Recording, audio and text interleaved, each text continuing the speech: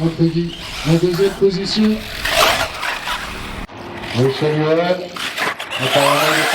Bienvenue sur la chaîne Tony RC, je suis avec Théo Lemaire, champion de France 2022. C'est ça. En buggy. Et on a une question qui est revenue assez souvent, qui me disent tu pourrais faire une vidéo qui explique comment les champions ils font quand ils sont en l'air. On voit qu'ils bougent les roues. Alors il y en a qui m'ont dit du air control, toi t'appelles ça du... Des whips. Des whips. Alors on se ferait Nathan, il est parti quand il tourne. Alors les whips c'est un terme qui vient de la motocross. Ouais, c'est ça. Ouais. C'est quand on les voit sauter et mettre la moto à l'horizontale. Ouais, ça sert à aller moins haut. Ouais, c'est ça, exactement.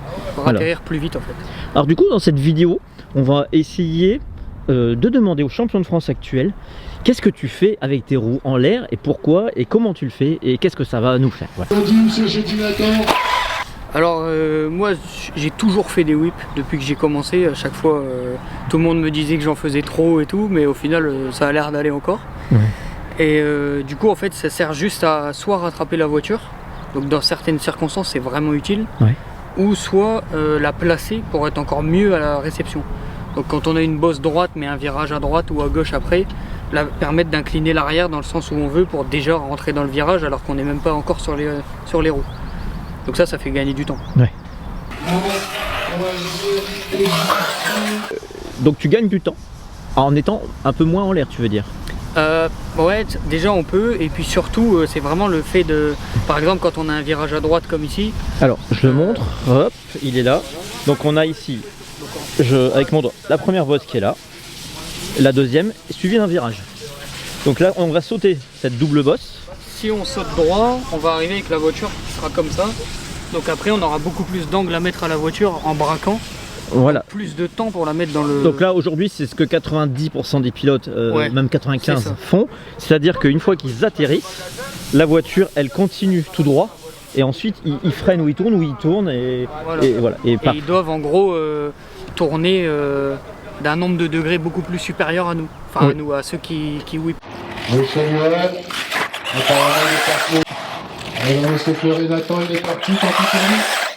Donc toi en l'air, en fait tu vas essayer de faire, tu vas le montrer ici, c'est que la voiture elle va arriver un petit peu de travers. Voilà, exactement. Voilà. Et pour faire ça, qu'est-ce que tu vas faire avec tes roues? Bah alors après ça dépend aussi de l'appel, mais du coup déjà ici on peut sauter plus à gauche, déjà de base. Alors la piste est là, voilà je me montre. Donc déjà tu vas sauter sur la gauche, voilà. On va sauter plus à gauche pour pouvoir revenir vers la droite. Donc déjà là on a gagné de l'inclinaison. Parce que déjà si on saute comme ça droit, ouais, on est déjà plus incliné vers la corde. Oui, complètement. Et ensuite, une fois qu'on va donc, sauter la bosse, il suffit de faire un whip de ce côté. Alors justement, alors là écoutez bien, c'est-à-dire que là tu vas mettre tes roues dans le sens contraire du virage. Du virage qui est, je le remontre, là.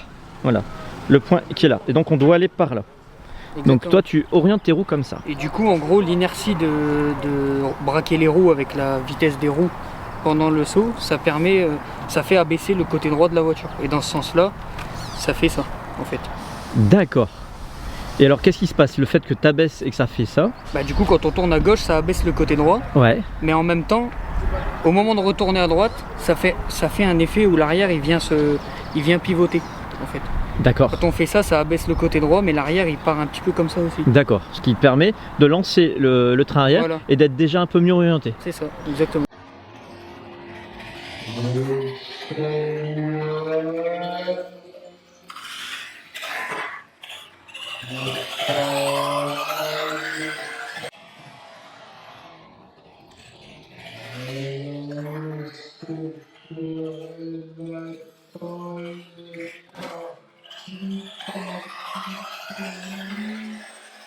Alors j'avais vu ça il y a un an ou deux avec Malcolm et j'avais dit mais nous quand on atterrit, le phénomène c'est que comme on atterrit un peu de travers, des fois elle va se planter, ouais, la voiture.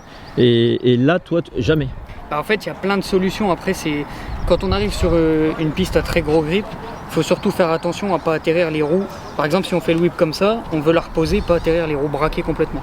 D'accord. Sinon on va arriver tout de suite avec un coup de grip et c'est terminé. Oui.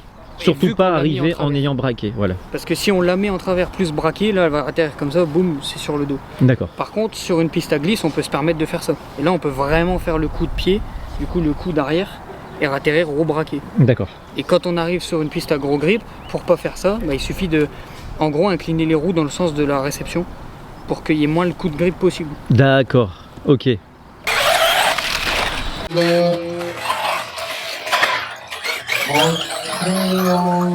Super. Sur une bosse droite, on te voit quand même tourner tes roues. Ouais, alors ça c'est, on en parle beaucoup avec Sébastien, du coup Sismic, Sébastien Léonard, et les gens comprennent pas du tout. Et après réflexion, on est quasiment sûr que c'est pour ressentir la voiture tout le temps. Parce qu'en fait, quand on prend une bosse droite et qu'on fait rien du tout, on a comme l'impression qu'on la laisse mourir à la réception. J'ai une Oui. impression de la laisser faire en fait. Alors que si je whip, je la sens tout le temps la voiture. Et donc quand c'est une bosse droite, tu fais un droite-gauche. Pas forcément, des fois il suffit de juste tourner d'un côté ou juste le fait de faire droite-gauche, ou même des fois on fait rien, mais il faut toujours la sentir. Si on sent qu'il y a du vent ou quoi, ça fait toujours du bien de la sentir en faisant un petit whip. D'accord. D'accord. Est-ce qu'il faut rajouter quelque chose sur une bosse différente? Là on a une bosse en angle, est-ce que c'est pareil? Ouais, franchement c'est le même esprit. C'est D'accord. toujours le fait de... Quand elle est en angle, donc déjà la voiture s'incline déjà comme ça de base. On va y aller, on va Ouais. montrer. Hop. Hop. Et ça marche pas là parce que ça colle. Donc là un cas différent ici. On a simplement deux bosses en V. Voilà, on les voit un peu. La première qui est là dans un virage. Voilà. Donc là tendance la voiture. Ouais, c'est ça. Donc en gros, quand on regarde la trajectoire, elle est droite ici. Ouais, Mais la bosse est complètement en travers par rapport à la trajectoire qui est assez droite. c'est ça. Du coup, déjà de base, quand on saute, la voiture se met déjà comme ça. Donc là, le but pour atterrir droit, c'est déjà soit de la rattraper, donc de faire un whip dans ce sens-là, pour la reposer, ou soit d'atténuer, d'amplifier plutôt le phénomène, du coup de continuer comme ça, et en faisant ça, elle va venir se poser, et naturellement, elle retombe parfaitement sur ses roues. D'accord. C'est assez, franchement, c'est quelque chose qui est compliqué à faire de soi-même en se disant je vais whipper. Ouais. C'est quelque chose qui vient très naturellement. Pour moi, ça sert à rien de se forcer à whipper. Il y a deux types de pilotes. Il y a ceux, on voit, qui le font et qui s'amusent à bouger les roues et qui vont, comme tu dis, ressentir la voiture. Et il y a les pilotes un petit peu de ma génération où on n'a pas du tout appris à faire ça. Mais il y Et, avait beaucoup moins de boss à l'époque aussi. Bah oui, c'est ça. Et d'ailleurs, au GP de Montpellier la semaine dernière, on a pu voir des très bons pilotes comme Bertin ou Aigouin qui roulent quand même vite, Oui, mais très qui eux vite. ne le font pas. Oui. Et donc, il y a vraiment deux générations en fait. Hein. Ouais, c'est ça. Et, Exactement. Et aussi à noter que par exemple Bertin est un pilote beaucoup typé piste. Oui.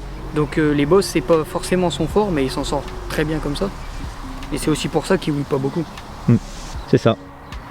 Bon, et ben en tout cas, je sais pas si vous avez tout compris, mais le fais conseil au mieux. pour progresser et apprendre à le faire, qu'est-ce que tu peux dire?